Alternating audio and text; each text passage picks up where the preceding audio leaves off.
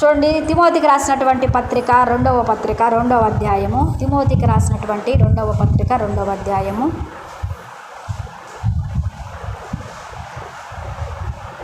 2వ వచనం నుండి మనం చదువుకుందాం.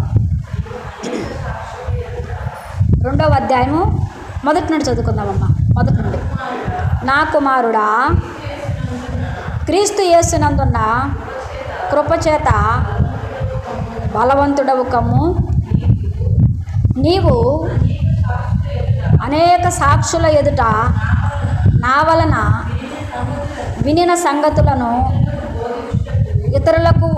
ఇతరులకును బోధించుటకు సామర్థ్యము గల నమ్మకమైన మనుషులకు అప్పగింపుము.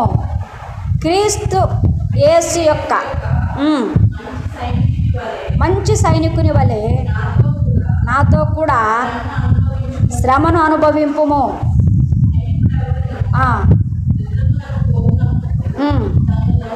దండులో చేర్చుకొనిన వానిని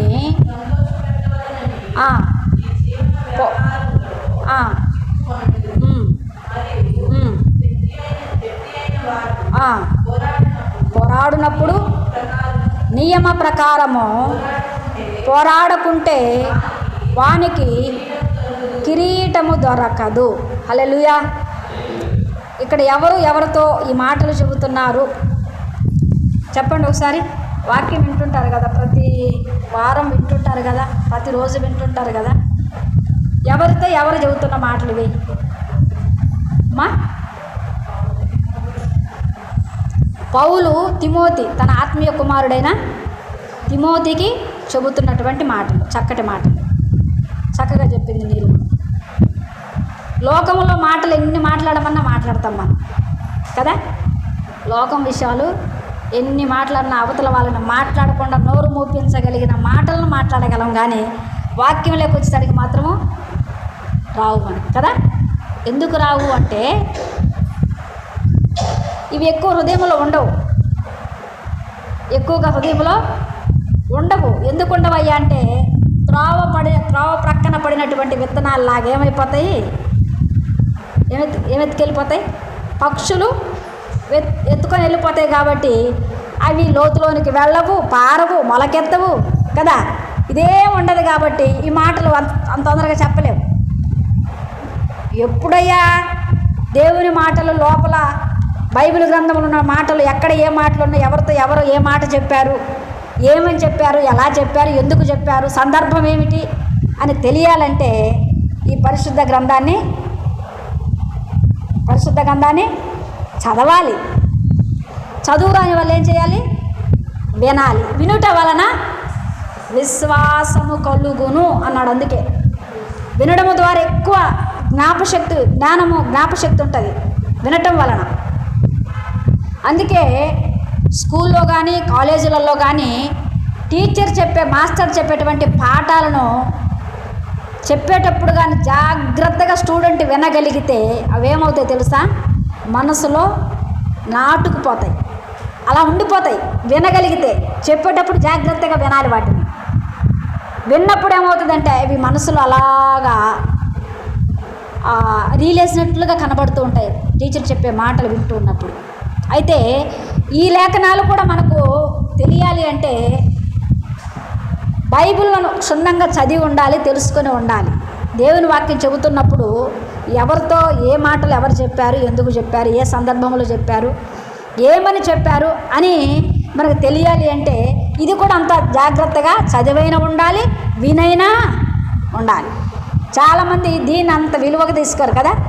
దేవుని మాటలు అంత విలువగా తీసుకోరు.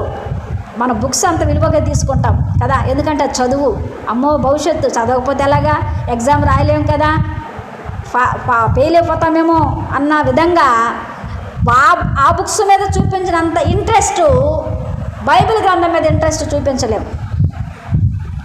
కానీ ఇది చదివిన తర్వాతే వాటికి ప్రాధాన్యత ఇవ్వాలి.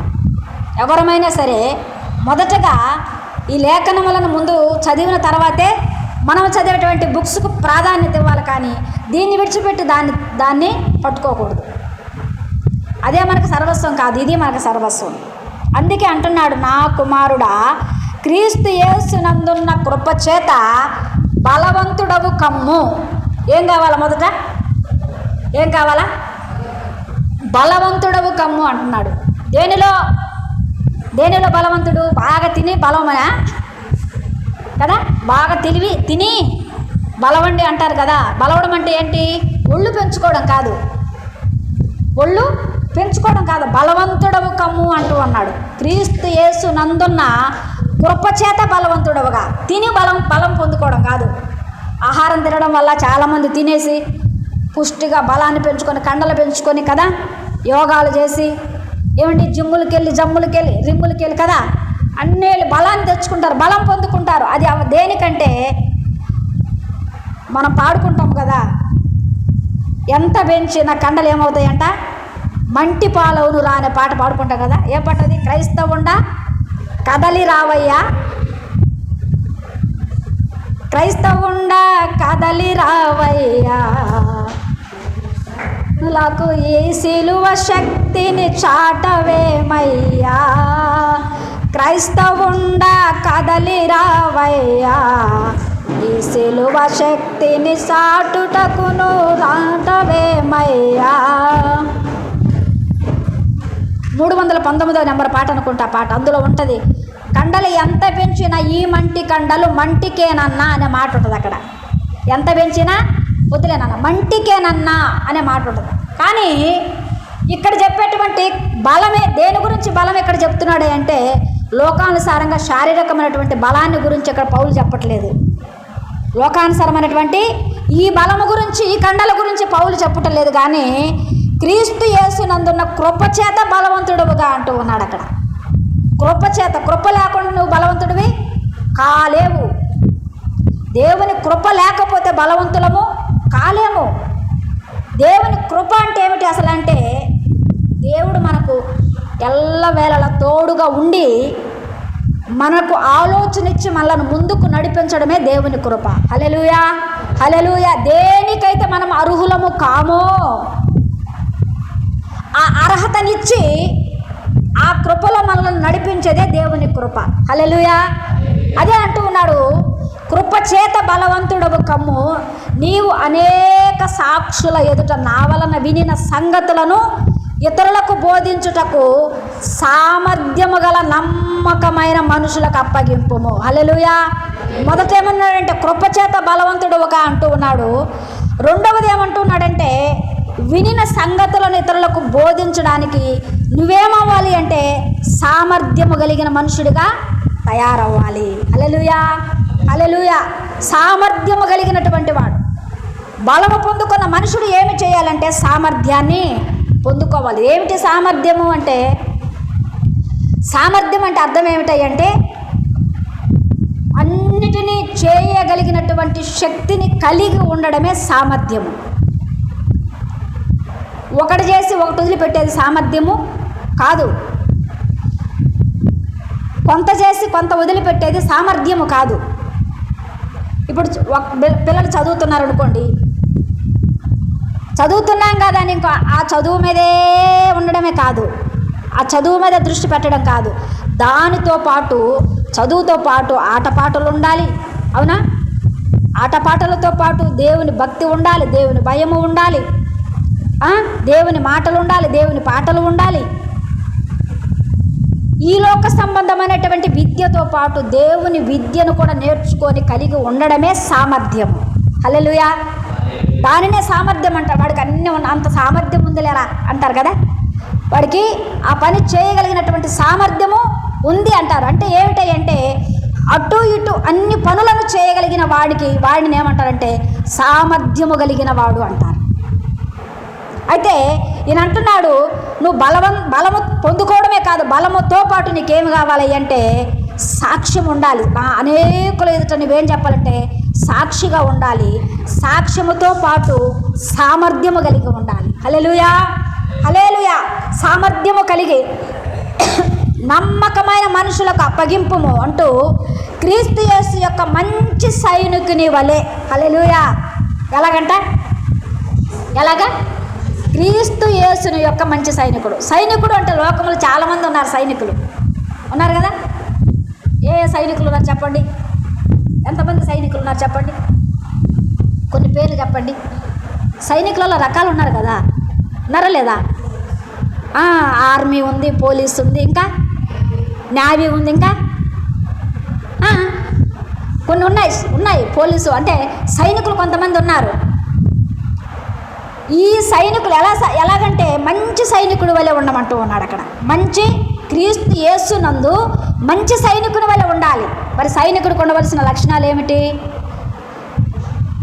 సైనికుడికి ఉండవలసిన లక్షణాలు ఏమిటి? సైనికుడు యుద్ధంలో పోరాటం చేయాలి. యుద్ధంలో పోరాటం చేయాలంటే ఈ సైనికుడు శుభ్రంగా వాళ్ళు పెట్టింది తిని 3 పూటలు తిని పండుకొని నిద్రపోతే సరిపోద్దా? సైనికుడు చేయవలసిన పని ఏంటి? ఏమ్మా, నిద్ర వస్తుందా? సైనికుడు ఉండవలసిన లక్షణాలు ఏమిటి?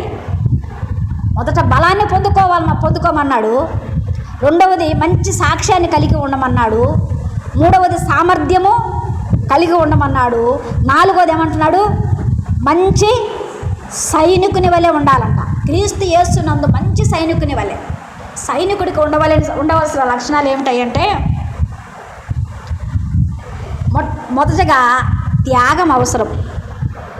త్యాగము అవసరం, అవునా కదా? సైనికుడికి ఏం కావాలి? త్యాగం కావాలి. సైనికుడు యుద్ధంలోనికి వెళుతూ ఉన్నప్పుడు వాడు తిరిగి మళ్ళీ ఇంటికి వస్తాడని గ్యారంటీ ఉండదు. చూడండి, మన బోర్డర్లో కొంతమంది సైనికులు ఉన్నారు. వాళ్ళు కాపు కాస్తున్నారు కనుక మన దేశం సుభిక్షంగా ఉండగలుగుతుంది, అవునా కదా? శత్రు సమూహము, శత్రు సైన్యము భారతదేశం మీదకి రాకుండా భారతదేశపు సరిహద్దులలో ఎవరున్నారు? సైనికులు ఉన్నారు. సైనికులు కాపలా కాస్తూ ఉన్నారు. ఆ కాపలా కాసేవాడు నిద్రపోతే వాడిని కాపలా కాసే సైనికుడు అంటారా? సైనికుడు అనడానికి అసలు అర్హత ఉందా వాడికి? వాడు నిద్రపోతే అక్కడ మన దేశంలోనికి ఎవరు వస్తారు? శత్రువులు వస్తారు. శత్రువులు వస్తారు, మన దేశాన్ని కొల్లగొడతారు. ఆ తర్వాత అక్కడ వాళ్ళని కూడా ఉంచరు, ఆ సైనికులను కూడా వాళ్ళు బ్రతకనివ్వరు. కానీ ఎలా ఉండాలి అంటే మొట్టమొదటిగా ప్రాణానికి తెగించిన వాడై ఉండాలి సైనికుడు. హల్లెలూయా! అది మంచి సైనికుని లక్షణము. త్యాగం చేయగలిగిన వాడై ఉండాలి. కుటుంబాన్ని త్యాగం చేయగలిగిన వాడు త్యాగం చేసిన వాడై ఉండాలి. కుటుంబానికి, దేశానికి త్యాగం చేసిన వాడై ఉండాలి. దేశ ప్రజలను ప్రేమించగలిగిన వాడై ఉండాలి. ఇవన్నీ కలిగి ఉండి ఆ యొక్క సైన్యములో చేరిన తర్వాత ఆ సైన్యం యొక్క అధికారి ఉంటారు కదా, సైన్యాధికారి. ఆ సైన్యాధికారి అతనికి కొన్ని శిక్షణలు ఇస్తాడు, కొన్ని క్రమశిక్షణలు ఇస్తాడు. ఆ క్రమశిక్షణలు కూడా తప్పకుండా పాటించాలి. హల్లెలూయా, హల్లెలూయా! తప్పకుండా పాటించాలి. ఉదయాన్నే 4వ గంటకు లేయాలంటే లేయాలి. 5వ గంటకల్లా వాడు యుద్ధ భూమిలో ఉండాలంటే ఉండాలి. వాళ్ళు ఇచ్చేటువంటి క్రమశిక్షణలన్నీ చక్కగా పాటించాలి. సరిగ్గా నిద్ర ఉండవదు వాళ్ళకి. కడుపు నిండా భోజనం పెట్టరు సైనికులకు. తెలుసా మీకు ఆ సంగతి? కడుపు నిండా భోజనం పెడితే తినేమైపోతారు? మత్తులైపోతారు. మత్తులైపోయి నిద్రపోతే శత్రువుల చేతుల్లో మనం చిక్కుకుంటామని కడుపు నిండా భోజనం కూడా పెట్టరు వాళ్ళకి. కాబట్టి సైనికుడు ఎలా ఉండాలి అంటే అన్నిటినీ సంపాదించుకోగలంటే సామర్థ్యము అన్నాడు చూసారా పైన? సామర్థ్యము కలిగిన వాడే సైనికుడు. హల్లెలూయా! వీటన్నిటిని చేయగలిగినటువంటి సామర్థ్యాన్ని కలిగి ఉన్నవాడే సైనికుడు. మరి ఈ సైనికుడు చేయవలసిన పని ఏమిటి అంటే చూడండి, కింద అంటున్నాడు, క్రీస్తు యేసు యొక్క మంచి సైనికుని వలె నాతో శ్రమను అనుభవించుము. హల్లెలూయా! ఏమనుభవించాలంట? శ్రమను అనుభవించుము. సుఖం ఉండదు సైనికుడికి. ఏమండి, పరుపులు పండుకోవడం ఉండదు సైనికుడికి. అక్కడ వాళ్ళు ఏసీ రూములు ఇచ్చి మంచి బెడ్ ఇచ్చి పండుకోమని చెప్పరు సైనికులను. ఏముంటుందంటే ఎండలో ఎండాలి, వానలో తడవాలి. డేరాలే వాళ్ళకి అక్కడ, గుడారాలే వాళ్ళకు ఉండేది అక్కడ. మంచి రూములు, ఏసీ రూములలో కూర్చోబెట్టరు సైనికులను. తెలుసా మీకు? డేరాలు వేసుకొని ఉంటారు, చూసారా మీరు? ఆ సరిహద్దులలో గుడారాలు వేసుకొని ఉంటారు. శ్రమ. మంచి సైనికునికి ఉండవలసినటువంటిది మొట్టమొదట బలము కలిగి ఉండాలి. ఏం కలిగి ఉండాలి? బలము కలిగి. ఏ బలము అంటే ఆత్మీయ బలము, శారీరక బలము. శారీరక బలము కూడా అవసరమే సైనికుడికి. ఎందుకంటే యుద్ధము చేయాలి గనుక, పోరాడాలి గనుక, శత్రువుని ఎదిరించాలి గనుక ఉండవలసింది ఏమిటంటే ఆత్మీయ బలము. గుండె ధైర్యము కావాలి, శారీరక బలము కావాలి. ఇది ఫిజికల్గా లోకములో ఉన్న సైనికులకు ఇవి అవసరం. కానీ క్రీస్తు యేసు సైనికులమైన మనకేం అవసరం అయ్యంటే ఆత్మీయ బలము అవసరము. హల్లెలూయా, హల్లెలూయా. ఆత్మీయ బలం అవసరం. 4 శరణాలు ఎక్కువ పాట పాడితేనే మనకు బలం పోయింది. అవునా లేదా? అవునా కాదా? ఒప్పుకుంటాను నేను, దేవుడి సన్నిధిలో ఒప్పుకోండి. మీరు 4 చరణాలు ఎక్కువ పాడేసరికి మీకు బలం ఉందా? కదా? మరి మీరు సైనికులు అందామా? 4 చరణాలు ఎక్కువ పాడేసరికి నాతోటి పాడలేక అందరూ సప్పబడిపోయారు. మీరు సైనికులా? మీరు బలవంతులా? మీరు సామర్థ్యం కలిగిన వారా? అవునా కాదా? ప్రశ్న వేసుకోవాలి మనం. నాకు ఈ బలం ఉందా? నాకు ఈ బలం సరిపోయిందా? మీకు అందరికన్నా వయసులో నేను పెద్దదని నేను పాడుతుంటే మీకెందుకు లేదు? ఎందుకు లేదు? ఎందుకు లేదంటే పాడుకుంటే ఆవిడ పాడుకుంటుందిలే, నాకెందుకులే అనే కదా. నిర్లక్ష్యమే కదా. నిర్లక్ష్యమే కాదా? దేవుని సన్నిధిలో ఒప్పుకోండి. నిర్లక్ష్య స్వభావంతోనే కదా పాడండి. పాడగలను. నేను ఎందుకు పాడలేను? దేవుని పాటను ఎందుకు పాడలేను? నేను వచ్చినా రాకపోయినా నా గొంతుని ఎందుకు ఎత్తలేను అనుకున్న వాళ్ళు అయితే పాడేవారే. అవునా కాదా? ఒక ఆమె పాడుతుంది, నాకు స్వరము ఉన్నంత వరకు పాడలేదు నీ పాటను, స్వరమంతా పోయాక పాడాలని ఉంది నీ పాటను అన్నదంట. ఆమె ఎవరో తెలుసా? లేదు, ఇప్పుడు చనిపోయింది. ఒక ఆమె ఉంది, మా జిల్లే, ఒంగోలు జిల్లా. అప్పుడేమో పాపం కోయిలమ్మలాగా పడుతుంది పాటలు, కానీ పాడలేదంట. ఎందుకు పాడలేదు? ఎందుకు పాడలేదు? మీలాగే పాడితే పాడదాంలే, వదిలేద్దాం అనుకుంది. ఒక రోజుకు మోగపోయింది ఆమె గొంతు, స్వరం లేదు. ఆమె గుడ్డ, ఆమె కళ్ళు ఉండవులేండి.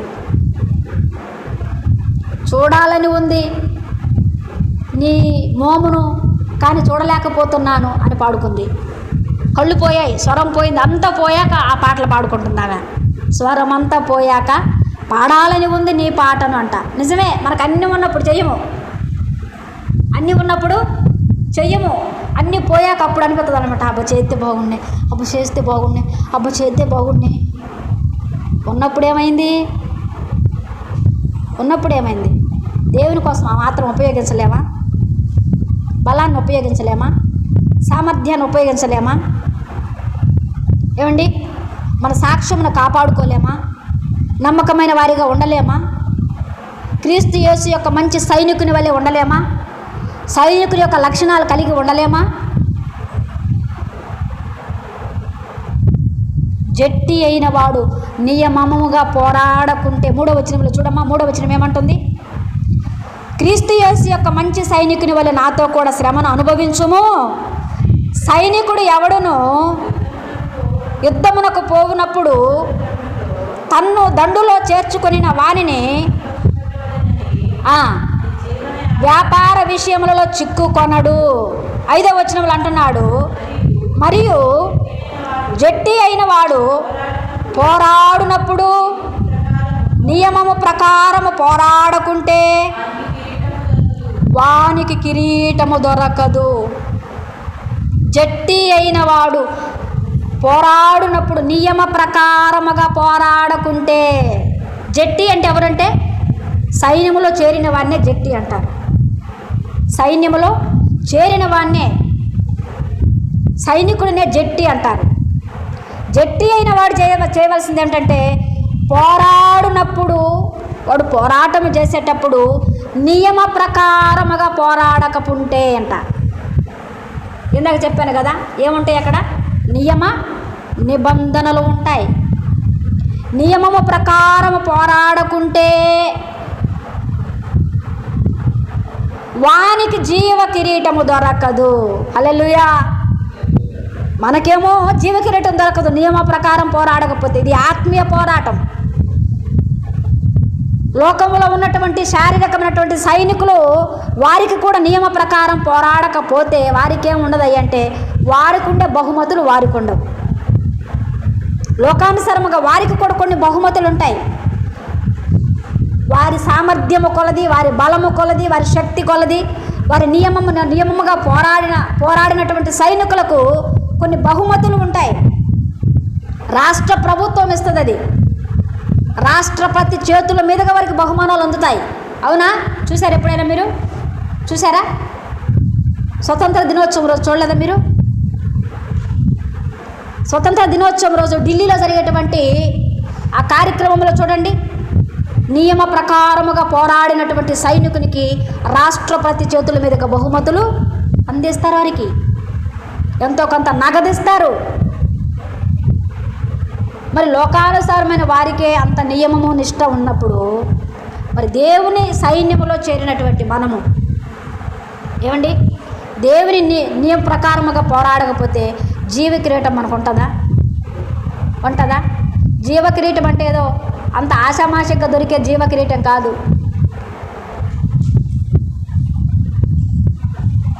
ఆషామాషిగా మనం వచ్చి కూర్చొని పోయినంత ఈజీ కాదు జీవ కిరీటం దొరకడం. నియమ నిబంధనలతో పోరాటము చేయాలి.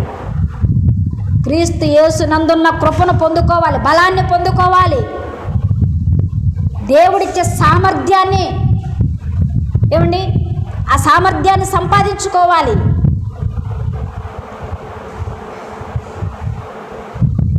మన ఆత్మీయ జీవితంలో మన సాక్ష్యాన్ని కూడా కాపాడుకోవాలి. ఆ విధంగా చేసినప్పుడే నీకేముంటుంది అంటే జీవ కిరీటము దొరకదు అంటూ పాటుపడిన వ్యవసాయకుడే మొదట ఫలములో పాలు పుచ్చుకొనవలసిన వాడు. పాటుపడిన వ్యవసాయకుడంట. పాటుపడడం అంటే ఏంటి అమ్మా? కష్టపడడం. పాటుపడిన వ్యవసాయకుడు. కష్టం లేకుండా ఫలితం వస్తుందా? భూమిని దున్నకుండా విత్తనాలు వేయగలమా? ఒకవేళ వేసిన విత్తనం మొలకెత్తుతుందా? పంట చేతికి వస్తుందా? కోసుకోగలమా? మరి లోకంలో ఉన్న వ్యవసాయదారుడే కష్టపడకుండా తన ఫలమును కోయడానికి ఎలాగైతే ఇష్టపడడో దేవుని బిడ్డలమైన మనం కష్టపడకుండా జీవ కిరీటాన్ని పొందేసుకుందామా? పాస్టర్ గారు చెప్పినట్టుగా ఎఫెసీ పత్రిక 5వ అధ్యాయము చూడండి. 5వ అధ్యాయంలో ఏంటంటే ఆయన ప్రక్కన కూర్చుంటే భాగ్యం దొరుకుద్దా? ఎఫెసీ పత్రిక 5వ అధ్యాయంలో పాస్టర్ గారు చెప్తుంటారు కదా, 5వ అధ్యాయం 21 వచ్చిన అనుకుంటాను. అవునా? ఆయన ప్రక్కన కూర్చోడానికి అవకాశం ఉంటుంది అంటారు కదా.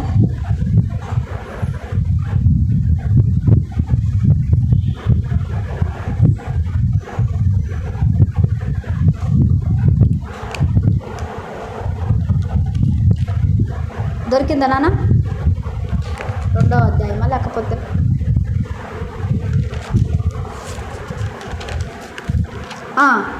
2వ అధ్యాయము, క్షమించండి, 2వ అధ్యాయం 7వ వచనంలో చూడండి. క్రీస్తు యేసు నందు, ఎఫెసీ పత్రిక 2:7లో ఆయనతో కూడా లేపి పరలోకమందు ఆయనతో కూడా కూర్చుండబెట్టెను. హల్లెలూయా, హల్లెలూయా. వింటున్నారా ఈ మాటలు? ఆయనతో కూడా కూర్చుండబెట్టి జీవ కిరీటం మన తల మీద పెట్టి దేవుని ప్రక్కన సింహాసనం వేసి కూర్చోవాలి అంటే ఉన్న పాటున ఈ విధంగానే వెళ్ళిపోయి మనం కూర్చోగలమా? శ్రమ పడకుండా, ఏమండి, క్రీస్తు యేసునందు కృపచేత బలాన్ని పొందుకోకుండా, సామర్థ్యము లేకుండా,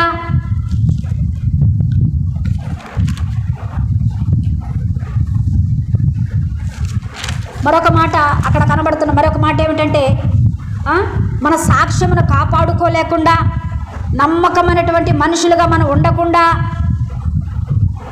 సైన్యంలో చేరి శ్రమ అనుభవించకుండా, యుద్ధములో పోరాటం లేకుండా, ఇవేమి లేకుండా వెళ్ళి దేవుని ప్రక్కన కూర్చొని కిరీటాన్ని పొందుకునే అర్హత మనం కలిగి ఉన్నామా? మనకు మనం ప్రశ్న. లోకంలో ఉదయం లేచింది మొదలుకొని సాయంత్రం వరకు ఎంత కష్టపడతాం మనం, అవునా కదా? ఎంత కష్టపడతాం దేనికొంటే మన పొట్ట నింపుకోవడం కోసం, ఈ జీవనోపాధి. అందుకు అక్కడ అన్నాడు, జట్టి అయిన వాడు పోరాడినప్పుడు అంటూ ఇంకా పక్కన పైన అన్నాడు కదా, సైనికుడును యుద్ధమునకు పోవునప్పుడు తన్ను దండులో చేర్చుకొనిన వాడిని సంతోష పెట్టవలనని ఈ జీవన వ్యాపారములో చిక్కుకొన్నాడు అన్నాడు. అక్కడ ఈ జీవన వ్యాపారం, లోక సంబంధమైన జీవన వ్యాపారంలో మనం ఉదయం లేడు సాయంత్రం వరకు ఎంత కష్టపడుతున్నాం కదా. మరి దేవుని దగ్గరికి వచ్చేసరికి ఎందుకు కష్టపడలేకపోతున్నాం? దేవుని దగ్గరికి వచ్చేసరికి ఎందుకు నియమ నిబంధనలను పాటించలేకపోతూ ఉన్నాం?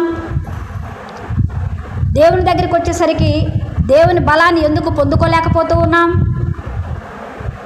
మంచి సైనికునిగా మంచి సాక్ష్యాన్ని ఎందుకు పొందుకోలేకపోతూ ఉన్నాం? నియమ ప్రకారముగా ఎందుకు పోరాటం చేయలేకపోతూ ఉన్నాం? యుద్ధమునకు ముందు ఎందుకు ఉండలేకపోతూ ఉన్నాం? ఇవన్నీ ప్రశ్నలే, ఇవన్నీ మనకు ప్రశ్నలే. దేవుని సైనికునికి దేవుడు వేస్తున్నటువంటి ప్రశ్నలు ఇవన్నీ కూడాను. ఈ పోరాటం లేకుండా, ఇవేమీ లేకుండా దేవుని ప్రక్కకి వెళ్ళిపోయి కూర్చొని కిరీటం పొందుదామంటే అంత సులువైన పద్ధతా? ఏమండి, అంత సులువైనది పద్ధతి అన్నది? ఒకసారి పౌలు గారు చెప్తారు, ఆయన పడిన శ్రమలేమిటో. ఆ శ్రమలను ఒకసారి చూసి ముగించుకుందాం మనం. ఒకసారి ఆ శ్రమలు చూద్దాం. చూడండి, కొరింథీయులకు రాసినటువంటి పత్రికలో ఎన్ని శ్రమలు అనుభవించానని చెప్తాడో ఆయన. దేనికైనా అనుభవించింది ఆ శ్రమలు? ఏమిటి, ఆయనకి తినడానికి లేకనా? అన్ని శ్రమలు అనుభవించడానికి కారణం ఏమిటి?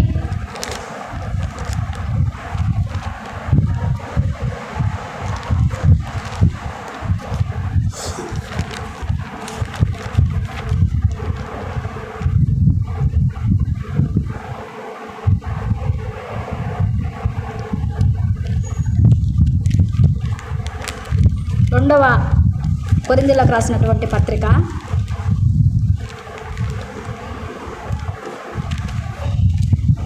2వ కొరింథీయులకు రాసిన పత్రిక 11వ అధ్యాయంలో ఆయన పడిన శ్రమ ఏమిటో, ఆయన పడిన కష్టం ఏమిటో, ఎందుకంత శ్రమ పడవలసి వచ్చిందో అనే విషయాలు అక్కడ చెప్పుకొస్తూ 24 నుండి చదువుకుందాం. పై నుండి అయితే చాలా ఉన్నాయి కానీ, యూదుల చేత 5 మార్లు 23 చదువుమా. వెర్రివాని వలె మాట్లాడుచున్నాను. 23, నేను మరి ఎక్కువగా క్రీస్తు పరిచారకుడను, మరి విశేషముగా ప్రయాసపడి తిని ఉంటిని, అపరిమితముగా దెబ్బలు తింటిని, అనేక మారులు ప్రాణాపాయములలో ఉంటిని, యూదుల చేత 5 మార్లు, 1 తక్కువ, 3 కొట్టబడి తిని, శ్రమపడి తిని, గడిపి తిని, ప్రయాణములలోనూ, నలుగుల వలననైనా, ఆపదలలోనూ, దొంగల వలననైనా ఆపదలలోనూ, నా స్వజనుల వలనైనా ఆపదలోను, అన్యజనుల వలనైనా ఆపదలోను, పట్టణములో ఆపదలోను, అరణ్యములో ఆపదలోను, సముద్రములో ఆపదలలోను కపట సహోదరుల వలన ఆపదలలోను ఉంటిని. ప్రయాసముతోనూ కష్టముతోనూ జాగరణములతోనూ ఆకలి దప్పులతోనూ తరచుగా ఉపవాసములతోనూ చలితోనూ దిగంబరత్వముతోనూ ఉంటిని. ఇంకను చెప్పవలసినవి అనేకములు ఉన్నవి. అబ్బా ఎన్ని చెప్పుకొచ్చాడు చూడండి. వీటిలలో మనకు ఒక్కటైన ఉంది అసలు? ఏమండి వీటిలలో ఒక్కటైన ఉందా? మనకి ఉందా నాన్న? ఉందా? ఒక్కటన్న ఉందా? ఈయన చెప్పిన దాంట్లో మనం ఒక్కటని అనుభవించాం అసలు? ఒక్క శ్రమను ఉందా మనకి? శ్రీపాలు ఉందా? ఇన్ని ఆపదలు, ఇన్ని కష్టాలు, ఏమండి కపట సహోదరుల వల్ల ఆపదలు, అరణ్యముల ఆపదలు, సముద్రముల ఆపదలు, అన్యజనుల వల్ల ఆపదలు, కపట సహోదరుల వల్ల అరణ్యముల ఆపదలు అంట. అరణ్యముల ఆపదలు ఏం ఆపదలు? మృగములతో ఆపదలు. సముద్రములో ఆపదలు అంట. ఓడ ఎక్కి 2-3 సార్లు ఓడ బద్దలైపోయినటువంటి పరిస్థితులు ఎన్నో. అది ఇవన్నీ ఎందుకు పడ్డాడంటారు? మన క్వశ్చన్, మన ప్రశ్న ఏమిటంటే అసలు ఇవన్నీ ఎందుకు పడవలసి వచ్చింది? ఈ శ్రమలన్నీ ఎందుకు పడవలసి వచ్చింది అంటే మనం చదువుకున్న దాంట్లోనే మనకు ఆన్సర్ దొరుకుతుంది. అవునా? చూడమ్మా, మనం చదువుకున్న దాంట్లో ఏముంది? క్రీస్తు యేసు యొక్క మంచి సైనికుని వలె నాతో కూడా శ్రమను అనుభవించుము అన్నాడు. హల్లెలూయా. మంచి సైనికుడిగా ఉండాలి అంటే ఈ లక్షణాలు మనకు అవసరము. మీరు ఎవరు వద్దన్నా కాదన్నా, ఇవి నాకు ఈ శ్రమలు నాకు అవసరం లేదంటే నువ్వు సైనికుడివే కాదు. ఈ శ్రమలు నాకు వద్దు అన్నావు అనుకో, నువ్వు క్రీస్తు యేసు సైనికుడివే కాదు, అసలు సైనికురాలివే కాదు. శ్రమలు వద్దంటే నువ్వేం సైనికుడివి? హ్యాపీగా నువ్వు సైన్యంలో చేరుదాం అనుకుంటున్నావా? నీ చేర్చుకుంటే వాళ్ళు ఉన్నారు అసలు? 3 పూట్ల తిండి పెట్టి సైన్యంలో చేర్చుకునే సైనిక అధికారులు ఉన్నారండి? ఎవరైనా ఉన్నారా? పోలీసు వారు ఉన్నారు. పోలీసుకు సెలెక్ట్ అవ్వాలంటే ఎన్ని శ్రమలు పడాలో, ఎంత పరిగెత్తాలో. ఏంటి బాడీ, ఆ తర్వాత బాడీ హైట్, వెయిట్ అన్నీ వాళ్ళ కొలతల ప్రకారం ఉండాలి. మరి ఎన్ని కిలోమీటర్లు పరిగెత్తిస్తారు అన్ని కిలోమీటర్లు పరిగెత్తాలంటే వారు ఒక టైం పెడతారు. ఆ టైం ప్రకారమే పరిగెత్తాలి. ఆ టైం దాటిపోతే నువ్వు ఎంత పరిగెత్తిన వేస్ట్. పనిచేయవు, సైనికుడిగా పనిచేయవు. నువ్వు పోలీస్ సెలక్షన్కి నువ్వు అనర్హుడివి. మరి లోకంలోనే ఇన్ని ఉన్నప్పుడు మరి దేవుడి దగ్గరికి వచ్చేసరికి మనకెందుకు అంత నీరసం అనే సత్తువా? ఆయన ఏమనడనా? అవునా? దేవుడు ఏమనడు కదా. ఆయన కోపిస్తాడు. కోపం లేదనుకోకూడదు మనం. కోపిస్తాడు.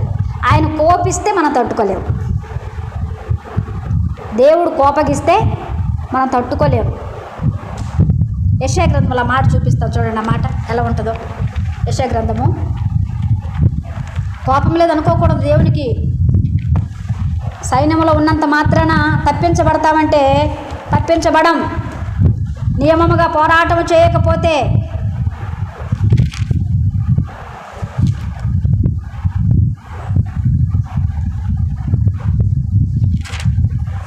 యెషయా గ్రంథము 47వ అధ్యాయం చూడండి. 47వ అధ్యాయంలో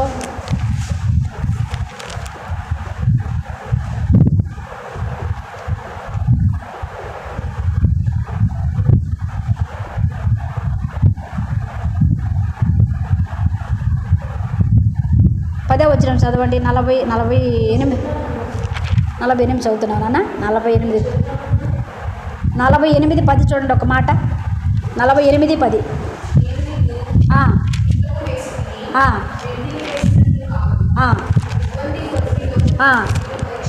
నిన్ను పరీక్షించి తిని నా నిమిత్తమే అలాగూ చేసేదను. చాలు. ఇంకొక మాట ఉంటే చాలా చక్కటి మాట. ఎలాగ ఆయన కోపపడతాడనే మాట నాకు సరైన మాట. ఇబ్బంది కొలిమిలో దేవుడు వేస్తున్నాడట మనల్ని. 57వ అధ్యాయం, క్షమించండి, 57వ అధ్యాయము 16వ వచనం. యెషయా గ్రంథం 57:16. నేను నిత్యము పోరాడు వాడను కాను, ఎల్లప్పుడూ కోపించు వాడను కాను, అలాగుండిన ఎడల నా మూలముగా జీవాత్మ క్షీణించును, నేను పుట్టించిన నరులు క్షీణించిపోవుదురు. దేవుడు కోపగిస్తే మనకేమవుద్దంట? క్షీణించిపోతాం. దేవుడు కోపం లేదనుకుంటున్నారా? అక్కడ చెప్తున్న మాట అదే కదా. ఎల్లప్పుడూ నువ్వు కోపించువాడన కాదు. ఎప్పుడు ఆయన కానీ కోపించాడు అనుకోండి, మనం ఏమైపోతాం? క్షీణించిపోతాం. క్షీణించిపోవడం అంటే అర్థం ఏమిటి? క్షీణించిపోవడం అంటే అర్థం ఏంటి చెప్పండి? భూమి మీద లేకుండా పోవడం. భూమి మీద మనం లేకుండా పోవడం. ఒకవేళ బ్రతికున్న జీవము లేని శవములతో ఉన్నట్లే. అది క్షీణ దశ. చూడండి, ఒక్కొక్క టీబీ పేషెంట్ ఉన్నాడు అనుకోండి, లేదా మరొక ఇంకొక వ్యాధి ఏది ఉంది, ఎయిడ్స్ వ్యాధి. ఎయిడ్స్ పేషెంట్ ఉన్నాడు అనుకోండి, ఎలా ఉంటాడు తెలుసా? క్షీణించిపోతే ఎలా ఉంటాడు చూసారు? అసలు చూసారా మనుషులను ఎప్పుడైనా? స్కెల్టన్ ఎలా ఉంటుంది చూసావు కదా? అలా ఉంటారు. అస్థి పంజరం ఎలా ఉంటుంది? క్షీణించడం అంటే అది. గూడు కట్టుకుపోయిన ఎముకలు అలాగా ఉంటాయి. నేను చూశాను ఒక మనిషిని కొమ్మాదిలో ఒక 15 సంవత్సరాల క్రితము సువార్త చేయడానికి వెళ్ళాము. అప్పుడు ఆ మనిషి బాగున్నప్పుడు, వయసులో ఉన్నప్పుడు ఎంత బలవంతుడు, యవ్వనస్తుడు, మళ్ళా ఎంత బలముగా ఉన్నాడో, ఎంత దండిగా మనిషి పుష్టిగా ఆరోగ్యంగా వయసులో ఉన్నప్పుడు ఎలా ఉన్నాడో, అతనికి ఆ వ్యాధి వచ్చిన తర్వాత మంచంలో ఎముకలు గూడులాగా కాళ్ళు చేతులు మొత్తం ఇలాగ అయిపోయాడు, గూడు కట్టుకుపోయాడు. అప్పుడు అంటున్నాడు, నా కోసం ప్రార్థన చేయండి, నేను బతికేటట్టు ప్రార్థన చేయండి అంటున్నాడు. అప్పుడు క్షీణించిపోవడం అంటే అదనమాట. దేవుడు కోపగిస్తే ఎలా ఉంటుంది? బ్రతికి ఉన్నా చచ్చిపోయిన స్థితిలో తీసుకొస్తాడు దేవుడు కోపగిస్తే. నేను కోపగించను అనుకోకండి. ఒకవేళ నేను కోపగిస్తే మీరు బ్రతుకుతారా అని ప్రశ్న వేస్తూ ఉన్నాడు దేవుడు.